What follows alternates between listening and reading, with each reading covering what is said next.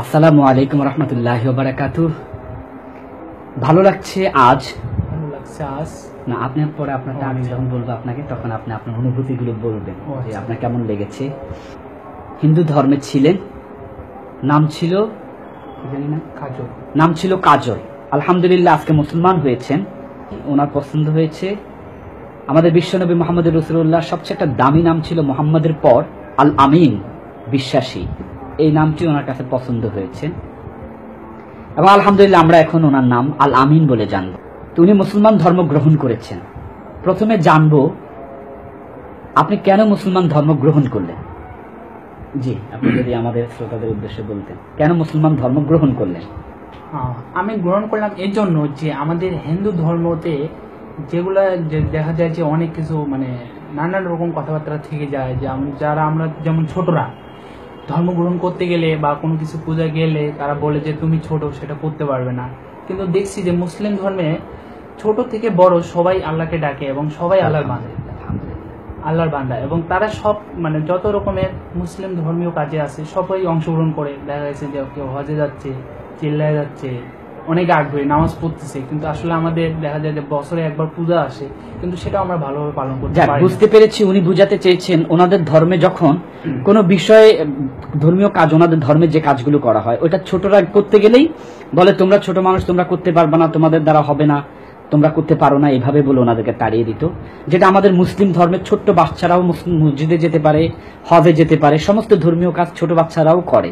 জি, তাহলে আপনি বলতে চেয়েছেন যে ছোটরাদেরকে ধর্ম করতে দেয় না বলে কষ্ট লাগতো, মুসলমানরা এটা করতে পারে, আপনার কাছে ভালো লাগছে। জি, তারপর আর কি কারণ থাকতে পারে? কারণ বলতে আসলে আমি মুসলিম ধর্ম গ্রহণ করার পরে যেটা দেখতেছি, আসলে আমি তো ছোটবেলা থেকে বাইরে, তো যেমন আমি ঢাকায় থাকি, তো আমি যেখানে রুমে থাকি সবাই দেখা গেল যে সব মুসলিম, কিন্তু আমি হিন্দু।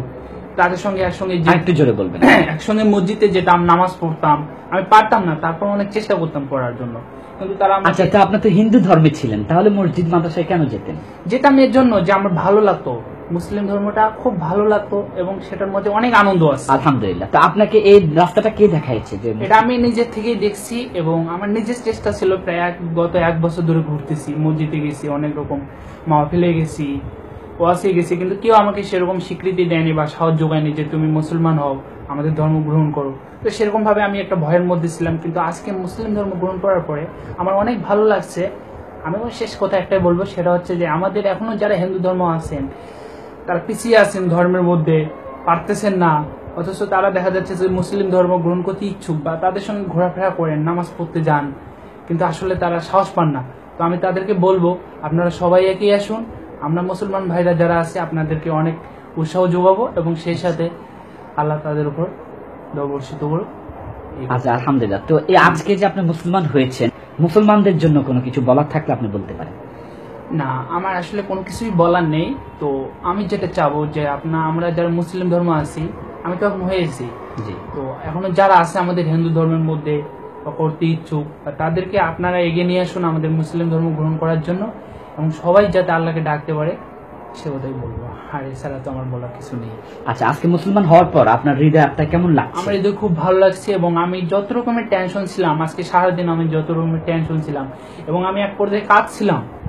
দেখেছেন ভাই, কান্না করেছেন মুসলমান হওয়ার জন্য? কান্না করছিলাম, আসতেছি আমি দেখা গেছে আমি আধা ঘন্টা ঘুরছি নিচে, অথচ আমি বাসা খুঁজে পাই না, পরে রাগ করে ফেলছিলাম।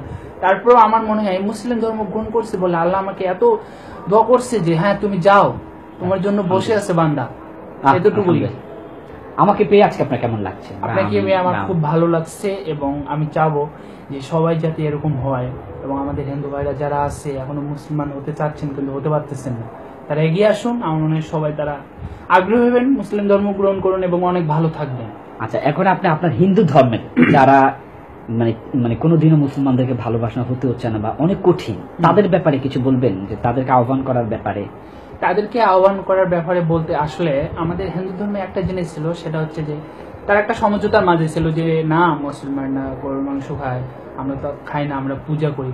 আসলে এটা ভুল ধারণা। আচ্ছা, হিন্দু ধর্ম বলতে কোনো ধর্মই ছিল না পৃথিবীতে। যখন মানুষ সৃষ্টি হয় তখন একমাত্র আল্লাহ ছিল।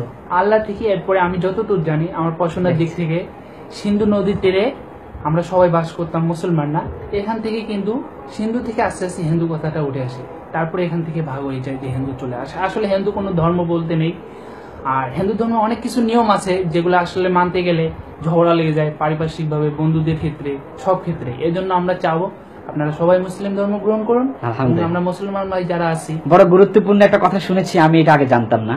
মুসলমান, উনি বলেছেন মুসলমান মানে আল্লাহ ছিল, আল্লাহর পরে মুসলমানদেরকে সৃষ্টি করেছেন। ওরা সিন্ধু নামে একটা জায়গায় থাকতো, সেই জায়গা থেকে ওরা নামটাকে ব্যতিক্রম করে হিন্দু নাম নিয়ন্ত্রণ করেছেন এবং ওনারা একটা সম্প্রদায় হয়ে গেছে, সেখান থেকে ওনাদের পরিচালনা।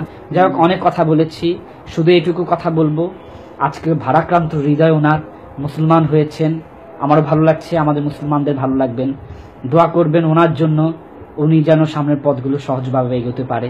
অনেক কিছু উঠে আসছে, আরো অনেক প্রশ্ন আছে, কিন্তু এত কথা বলে তো সময় শেষ করা যাচ্ছে না আপনাদের সাথে, অনেকে বিরক্তিও বোধ করবেন।